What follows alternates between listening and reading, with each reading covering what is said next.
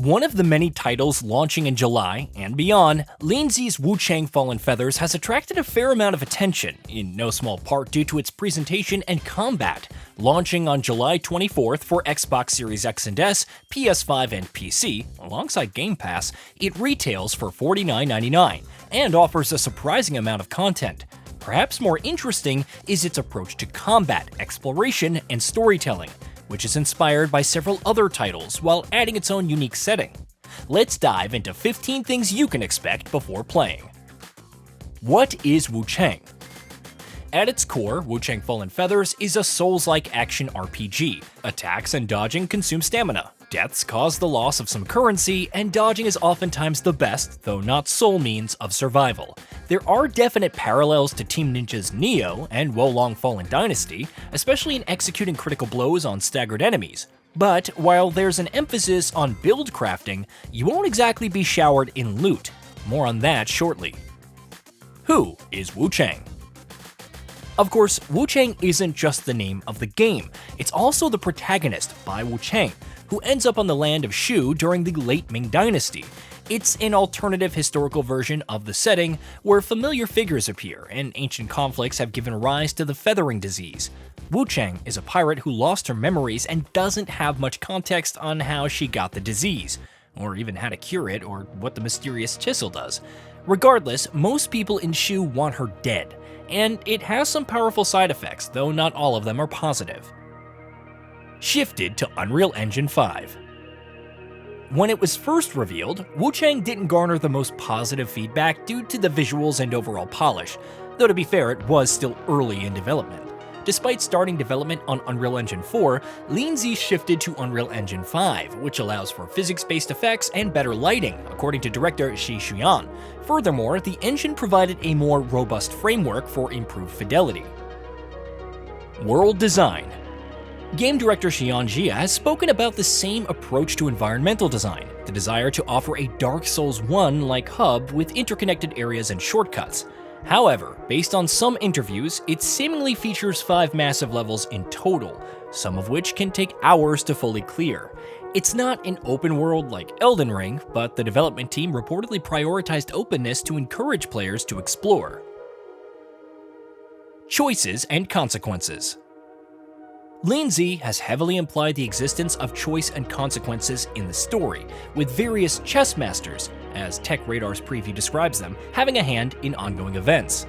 Whether you invest in the store or opt to kill everyone, the weight of those choices will ultimately determine Wuchang's fate, and the endings. Of course, you should also absolutely explore the world and complete side quests since they'll also affect the story in various ways. Combat. Combat in Wuchang will look very familiar for Souls-like fans, though Linzi also tossed in several elements like perfect dodging, which builds up Skyborn might for unleashing powerful abilities. And it's best to get accustomed to it, since you'll be dodging a lot in the early goings. Parrying is also available, but not for every weapon. Some require unlocking it from the skill tree. Weapon types. There are 5 weapon types and 25 unique options spread across them, ranging from one-handed and two-handed swords to dual blades, two-handed axes, spears, and war clubs. You can equip 2 at a time with no weight limits, but consuming Skyborn Might allows for seamlessly switching and continuing a combo. Abilities. Each weapon also has a unique ability, from Colossal Smash, which deals poise damage and even interrupts some enemy attacks, to Blade Dance, described by the PlayStation blog as a whirling assault that slices through enemies. Vortex Thrust is also useful for spear users since it can hit several foes with its shockwaves. On top of improving each ability through the skill tree, you can also enhance them with Red Mercury. Armor for resistance and stats. Given how leveling works, armor is intriguing because it provides stats, at least according to IGN's preview. Perhaps the biggest reason to mix and match armor pieces is different damage resistances. Depending on the areas visited, it may be ideal to change out resistances to slashing and bludgeoning damage and instead opt for magic defense. And yes, a transmog feature is available to prioritize fashion while maintaining your desired stats. Spells. Spellcasting is a potent and destructive tool, and even though there are only 40 available, you have several options. The Lotus Soul Flame, for instance, can output extensive elemental damage, per the PlayStation blog, while Echo of Liqiang summons a chilling surge of ice to knock down enemies. We've also seen lightning strikes, purple flames that surge across the ground in a straight line, a lotus that spills out projectiles around Wuchang, and much more, all of which can be used alongside weapon attacks, so there'll be plenty of ways to lay the smackdown on enemies. Madness. Wuchang can leverage feathering in various ways, but perhaps the most intriguing is madness.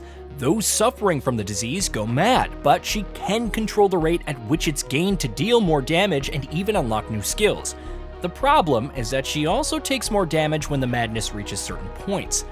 Take on too much and death will spawn a specter of sorts, who you must slay to retrieve any dropped currency. Madness is intriguing because it's raised by taking damage, dying, or using specific items, which provides a neat risk versus reward for more skilled players. The massive skill tree. Leveling up is also interesting because, based on impressions and previews thus far, you don't allocate currency and increase stats. Instead, you get skill points, which can be spent on the immense skill tree. This allows for unlocking new weapon abilities, defensive options, healing charges, and more, alongside stats, funnily enough. The full extent of the skill tree remains to be revealed, but 505 Games promises tons of choices. Bosses. In what's perhaps the least surprising revelation, there will be bosses, that too with multiple phases, which could even mean more than two. While it's not surprising in the slightest, 505 Games has confirmed that they can be tackled in non-linear order. The bosses themselves range from humanoid threats with extensive speed and agility to beings corrupted by the feathering, sprouting wings, and other appendages, which should make for an interesting ride. Playtime. For what's essentially a $50 title, that too one available on Game Pass at launch, Wuchang is a surprisingly meaty experience, requiring 40 to 60 hours on average to complete. You can unlock multiple endings and experiment with different builds, though Lianzi hasn't gone into too much detail on how much side content is available or even if there's a new game plus. DLSS 4 and frame generation support. Though its PC requirements have yet to be detailed, Wuchang Fallen Feathers will support NVIDIA DLSS 4 at launch. You can also enable multi-frame generation for maximum performance at 4K on the highest setting, though that seemingly requires an RTX 5090. Other supported features include super resolution, frame generation, and reflex. Hey, did you know that we at Gaming Bolt upload new videos every day? Stick around, drop a like, subscribe, and hit that bell. And let us know what kind of content you'd like to see in the future with a comment below.